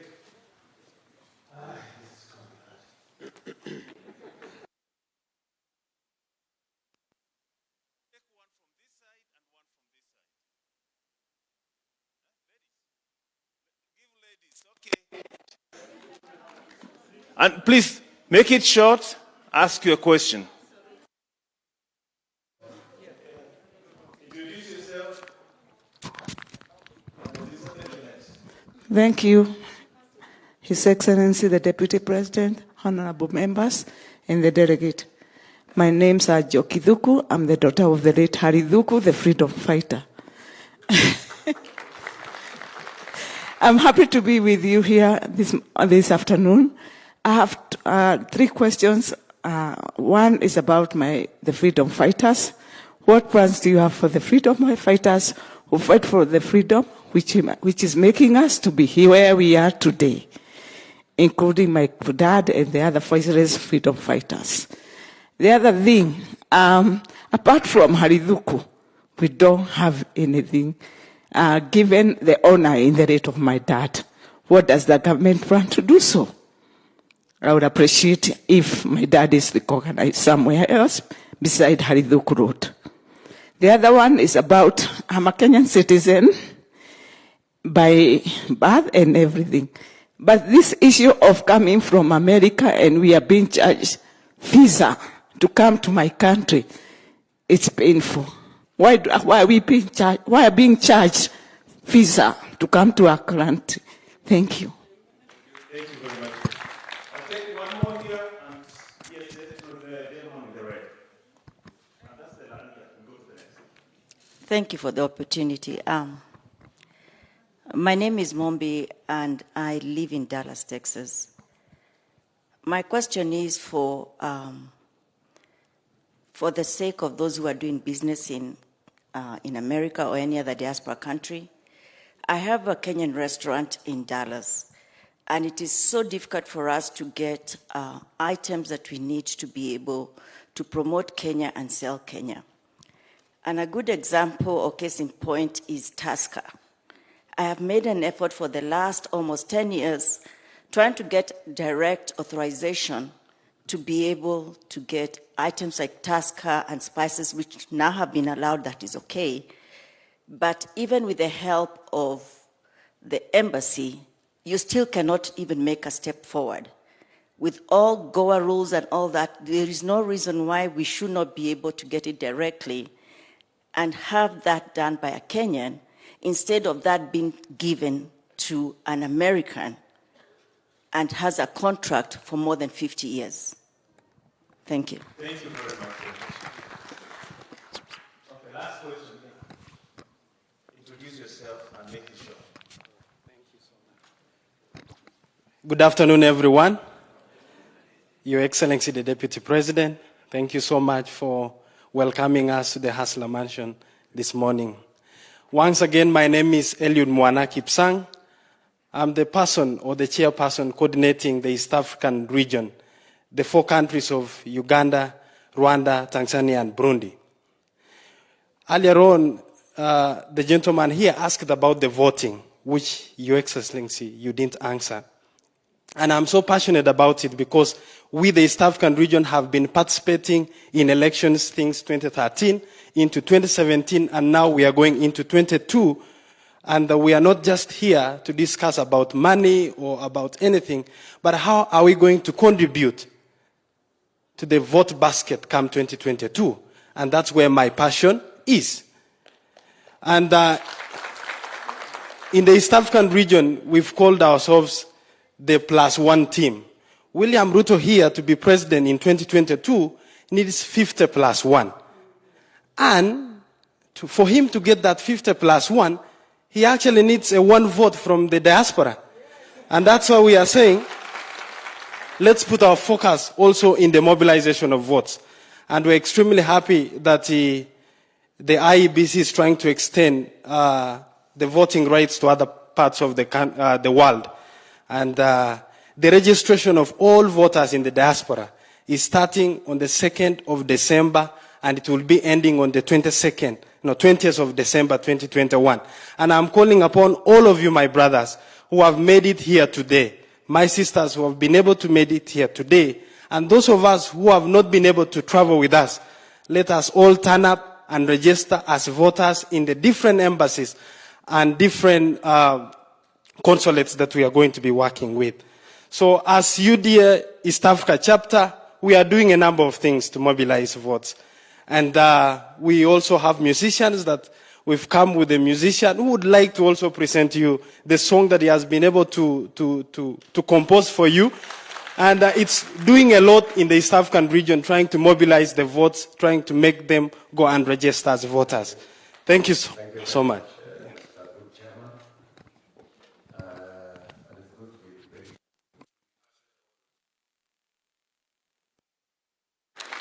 And Joki has said, what plans do we have about our freedom fighters?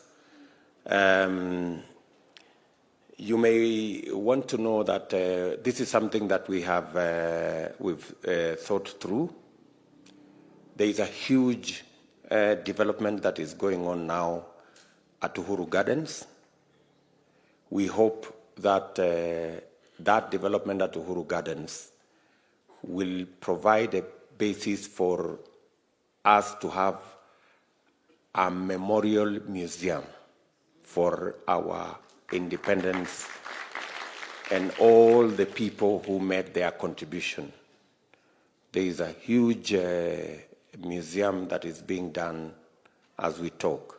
If you pass by Uhuru Gardens, you will see there is a very big development that is going on there. I remember I traveled to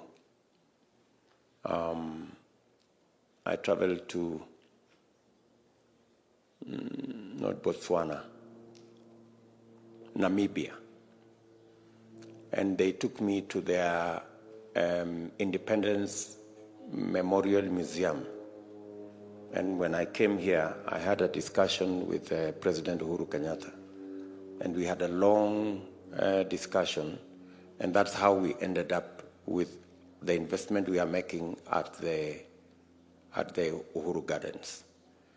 We intend to use that for history, and we also intend to create a place where, if families accept going forward, some of our heads of state and people in that category, if the families so wish, they can be given a place where that also can be a place where we have a site for remembering our leaders, both past, present, and hopefully future.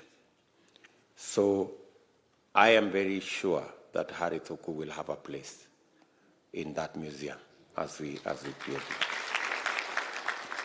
The fact that there is Harry Thuku Road already is recognition enough that he made a contribution to the independence of our nation. The issue, the matter of visa, we have this dual citizen. You are not a dual citizen. You are. So why are you paying visa if you are a dual citizen? Because you should be able to use your Kenyan passport to come back home.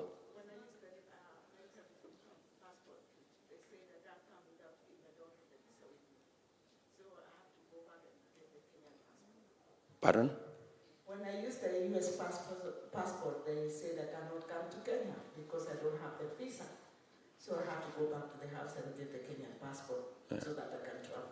So my question was, why do we have to pay for Kenyan passport if we want to use the American passport?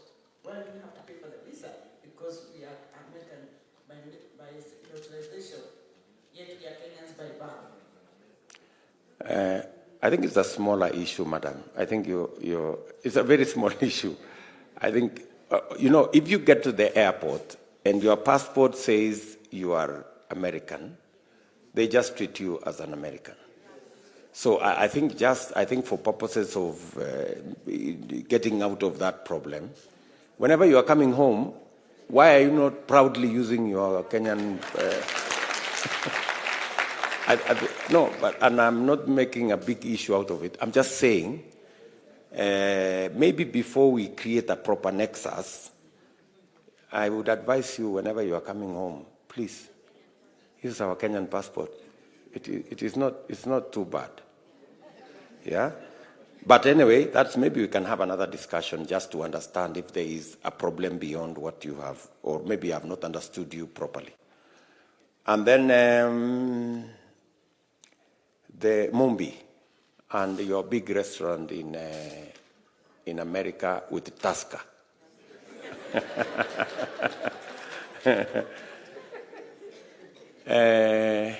It's really wonderful that you are thinking about a Kenyan drink, Kenyan recipe out there, and that kind of thing.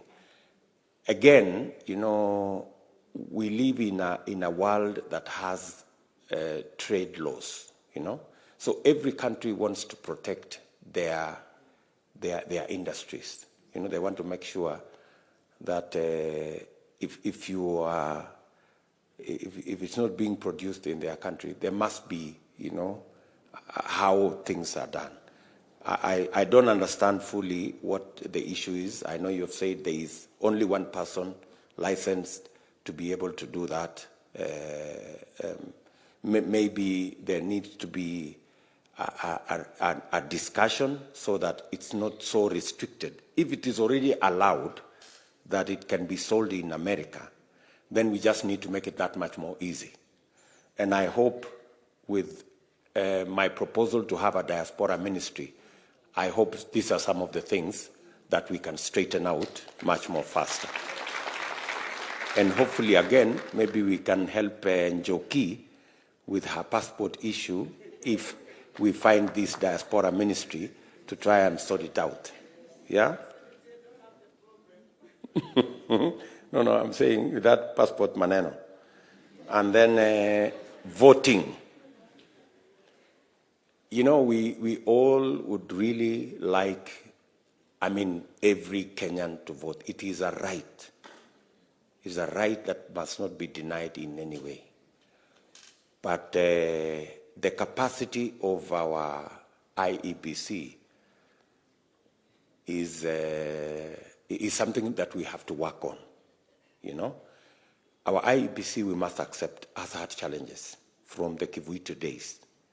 And to be able to develop the trust that they indeed have the capacity to run a free, fair, democratic, verifiable election is a big challenge. So sometimes, because of the pressure that is there on IEBC locally, they try to respond to the pressure locally and try to manage things locally, and they think, in their opinion, that maybe stretching themselves too far into the diaspora, which they are doing gradually, may undermine their capacity to have a free and fair nomination. I think we just have to be patient that process is not static. At least the journey to get everybody vote from wherever has started. We started as my good gentleman there said, we started in the last election, the last two elections, and every other election, the number of countries that are coming on board to vote are increasing. At least we are making that journey. We will continue to encourage IEBC. Again, we must respect the independence of every institution. It is not something politically we would want to do, but we would want to get IEBC to understand. And I think also it is good for you people in the diaspora to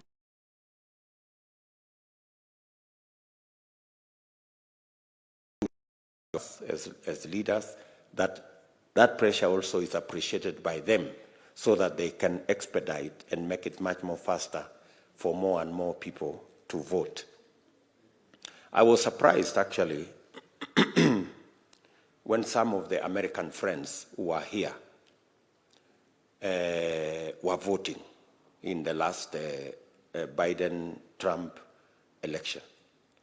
And some of my American friends here actually had to post their vote. You know, they had to get the vote earlier, you know. And, you know, that can be very controversial in Kenya, that, you know, that there are people already voting when, you know, so it's quite something we have to really think about. And you saw, even in America, there was a controversy in court as to when did the posted votes arrive? Were they counted? Did they arrive in time? Or there some of them arrived, but it was already beyond the day of voting. So there can be quite a something there, which I am sure IBC are afraid to deal with. They are still trying to build trust that they can handle actually an election. And so I think we just have to, together as Kenyans, continue building on that, on the trust and capacity around IBC, with focus on making sure that everybody exercises the right to vote. I think it's a huge question that there are Kenyans who cannot, even though they are desirous of voting, they cannot vote. So I think that is something that we will. And I know that the challenge always is that IBC keeps telling us that we are not giving them enough resources. So maybe to overcome that challenge, and with the Diaspora Ministry, and with all of us engaging like the way we are doing, we will make the resources available for IBC to fast-track the possibility of every Kenyan voting from wherever they are. Sawa sawa. Thank you very much, good people. Sorry, I have another engagement in Kajiado, which I could not postpone because it's that much difficult.